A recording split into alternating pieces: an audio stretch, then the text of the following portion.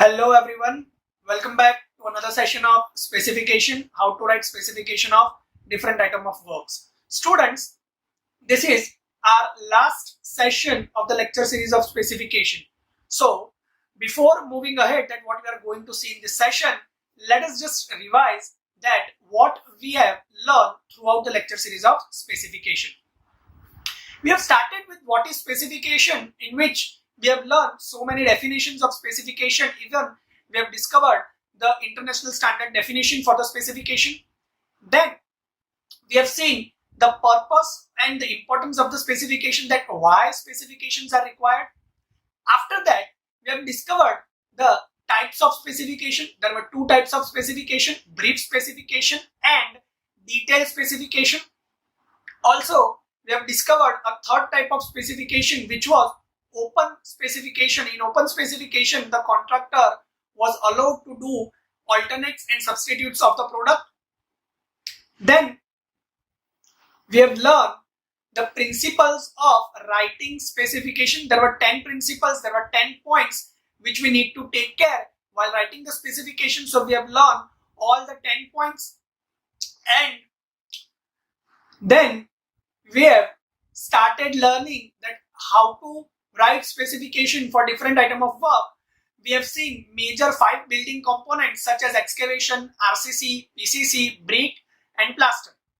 Students, in the lecture number 3 of the lecture series of specification, I have already told you that these are the specification which we are reading, which we are learning as a theory. That specifications are taken from the government books, such as standard specification book from the CPWD or the state public work department. So these are the specifications are as per the standard norms of the government. This can vary in real time as project to project and as per the client's requirement. This is just for your understanding that how the specifications are going to work in real time scenario. So when you are at your in the field job, the specification might be different from what you have learned here. So today in this session we are going to see specifications for mosaic flooring, then specification for doors and windows frame, and the specifications for doors and windows shutter. So in the last session of this lecture series of specification, we are going to discover 3 topics: mosaic flooring specification, door and window frame specification, and door and window shutter specification. So starting with the first specification, which is mosaic flooring, let us see. So the mosaic flooring is generally consisting of 2 layers. Top layer where the flooring is there, and the bottom layer when there is a cement concrete bed is provided, generally of 20 mm thickness in the ratio of 1:2:4. The top layer is generally consisting of 6 mm thick terrazzo, and it is the mix of marble chips and the cement in the ratio of 1:1.5. That means 1 part of cement to 1.5 parts of marble chips. That is of top layer. So as we have just learned that there are 2 layers, let us just discover each layer into detail. So starting with the bottom layer. So in bottom layer, as we have just learned that 20 mm thick cement concrete in the ratio of 1:2:4 is provided. Here the cement is of standard specification. Students, you already know that cement should be conforming IS 269, and the OPC cement should have compressive strength of 17.5 Newton per mm square. So this standard cement specification you already know. So I'm not wasting much time. Now talking about the fine aggregate, that is sand. So the sand should be graded down and should be free from dirt and dust. And the coarse aggregate should be of 12 mm granite stone. Now this cement concrete which you need to prepare, as it should be from the standard specification of the cement concrete, which we have learned already in the previous session. So that was about the bottom layer material proportion. Now the bed of the bottom layer shall be clean and provided with the cement slurry at 2 kg per square meter in the area where you are going to do your cement concreting bed for the flooring. Yes, students, I am repeating it again that the bottom layer where the concrete portion is there, that portion should be supported with the cement slurry at 2 kilograms per square meter. That means your cement content should be 2 kilograms per meter square. That should be laid out on the bottom of the cement concrete part, or the before the cement concrete happens. Now the entire area is divided into uniform panels of 4 by 4 mm or 6 mm glass strips or 2 mm aluminium strips. Now the concrete should be laid out within those panels and should be well rammed with the thapi. And this is how you will get 20 mm thickness, and the top surface of that concrete should be finished with the wooden floaters or wooden trowels. So that is about bottom layer. Moving forward, let us look at the top layer. The mix of terrazzo topping should consist of cement with or without marble chips, marble powder and water. The marble chips should have color pink, yellow, white or black, or as specified by the client. These marbles should be hard, dense and homogeneous in the texture. They should be uniform in color and should be free from cracks, decay and weathering. Yes, the marble you are using should be free from the weathering effect. So low quality you should reject as an engineer. For 6 mm thickness of top layer, the marble thickness should be 1 to 2 mm, and the color pigment should be thoroughly mixed with the cement and the marble powder. The full quantity of the dry mortar is required to be prepared in a lot in order to ensure the uniform color. So that is about the top layer. Moving forward, this dry mixture should be covered and placed in a dry area and should be not in the contact with the moisture content, and the water is then added when they are required to be applied. The terrazzo topping layer should be laid out when the bottom layer is in the plastic state but should get hardened. That means when your bottom layer of this flooring, that means the cement concrete portion, it has been done within 2 hours. So after 2 hours, you can have placing of your top layer. The surface shall be lightly tamped and finished with the use of trowel. After laying of this top surface within the 2 hours, they should be kept wet with the use of gunny bags for the duration of next 2 days. Then the surface should be cleaned by the sandstone, removing all the that hard portion or that the final finishing of the top layer and removing the extra cement portion. A neat cement wash is then given to the top surface, and which is left undisturbed for next 6 days. So I hope we are clear about the bottom layer and the top layer. Moving forward, the next is polishing. The polishing should be done by the machine. 6 days after the placing of the top layer, the surface shall be watered and ground evenly with the machine fitted with the carborundum stones having two layers, the coarse one and the just successive of the fine one.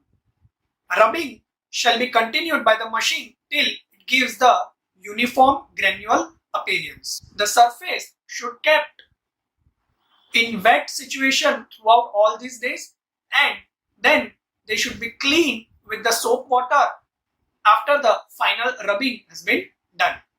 After, when the top surface is completely dry, oxalic acid powder should be rubbed on that surface to give the smooth and the glossy finish of the top layer. The surface should be also waxed for the glazing effect. So that is about polishing. So I hope we are clear about the first specification of today's session. Now moving forward with our second specification, which is door and window work for frames. So the first component is material. The timber should be of teak, sesame, sal, deodar, whichever is specified by the client or the architect. This timber should be free from cracks, knots. They should be well seasoned as well. The scantling should be sawn in the direction of the grain, and all the timber should be plain and should be as per the required dimension. So that is our material component. Moving forward, the next is joints. So the joints can be of mortise or tenant. This we might have learned in the building construction, or if you can't remember, just search on Google that what is mortise type of joint and what is tenant type of joint. You will be clear about it. So the joint should be either mortise, either tenant. This should be neat and clean and fitted accurately, and just before the fitting together, the white laid coating should be applied over these frame joints. This is due to the anti-termite process. You can have a chemical, or generally white ladies provided to prevent it. So that is about joints. Moving forward, the next is section size. The chalk-huts shall be of size shown in drawing, such as 7.5 cross 10 cm, 10 cross 10 cm, 8 cross 10 cm, 8 cross 12 cm. Whatever your drawing is specifying, architectural drawing is specifying, your section size should be that. For double leaves, generally the chalk-hut size is considered as 8 by 12 cm. When there are double door opening, when there are the doors like where two doors are together, so there is the frame size is there 8 cross 12 cm, the chalk-hut size. So I hope we are clear about it. Moving forward, the next is surface treatments. All the portions of the timber which are facing against the concrete part or the brick masonry part shall be coated with 2 coats of tar or soligum, and other coats should be painted with a prime coat before fixing the position. Yes, when your frame, you just stick your frame or door frame or window frame, the portion of the frame which is of the concrete side or the brick side, that should be coated with the 2 layers of tar or soligum, and the other side should be coated with the paint with a prime coat. So that is surface treatment. Moving forward, the frames shall be placed in truly vertical position. When the half of the brick masonry work is done, you can place your frame, and that should be holded by the iron clamps or the fasteners. In the case of door frames without seals, the door frame should be embedded into the flooring up to about 40 mm of depth. The door frames without seals, while placing in that position, should be strutted to prevent their wrapping while during the construction. This is without seals. Students, this door and window frame and shutter is very minor component of the building, but you need to be very accurate in terms of labor, in terms of material, in terms of specification, because for doors and windows, these timbers or these frames which in the aspect of material is very costly. Nowadays, the aluminum section has come, the slider doors and windows has come, the timber usage is very different, but timber usage is very low. But whenever you are on the site, you need to specify this minor detailing. I hope you are clear about it. So moving forward, the last part is measurement and rates. The length of the frame should be measured nearest to the 1 cm, and thickness shall be measured nearest to the 2 mm. The woodwork of the frame shall be measured in cubic meter. So that is about the door and window frame. Now moving moving toward the last topic, that is door and window shutters. Let us see. Again, the first component is material. So again, the timber for the door and window shutter should be of the as specified in the by the client. Again, that timber should be free from knots, saps, cracks, should be well seasoned. The patching and plugging of any kind should not be allowed unless and until it is specified by the client or approved by the client engineer. Next is joints. Let us see. The shutters shall be panelled, glazed, battened, partly panelled, partly glazed as per the specification or the requirement of the client or as per the given by the architect. These are the kind of door shutters. Remember the subject BCT. You have learned the types of door: battened door, panel door, glazed door. So that shutter should be specified by the client or his architect. The thickness of the shutters should be 3 to 5 centimeter as they are specified. The stiles, rails and panels should be nearly and truly finished to their dimensions. The stiles and rails should be properly framed with the door and window frame or the type of joint, mortise joint or the tenant joint. The panels shall be of one joint that should be inserted 12 mm deep into the stiles or rails. So that is about joints. Moving forward, the next is fitting. All the doors shall be provided with the handles on the both the side, and for windows, handles should be provided for the internal side. All the necessary hinge, tower bolts, hook bolts, stoppers should be provided as the specification says. Screws shall be of suitable diameter and length should be provided with the screwdriver or the hammer. So that is about fittings. The next is painting. The surface of shutters and frames should be painted by the approved paint before over the prime coat. So that is painting. Moving forward, the last portion is measurement and rates. The rate shall be of complete work, including hanging and fixing into the shutter into the position. The measurement of the shutters shall be taken in square meter in fixed closed position. Overlapping of the shutters shall not be measured. The painting of the frame and shutters should be measured as a separate item in square meter. Cost of fitting shall be excluded if specified, and the fitting and fixing in the position is provided by the client or the departmental labors. But that depends on the client. So this is how you can have the specifications of doors and window shutter. So this is it. That was all about in today's session. I hope we have learned it very well. This is our end of lecture series of specification. In case of any query or doubt, you can always contact me on my mail or my number. And from the next session, we are going to start valuation. Very important topic. So, thank you.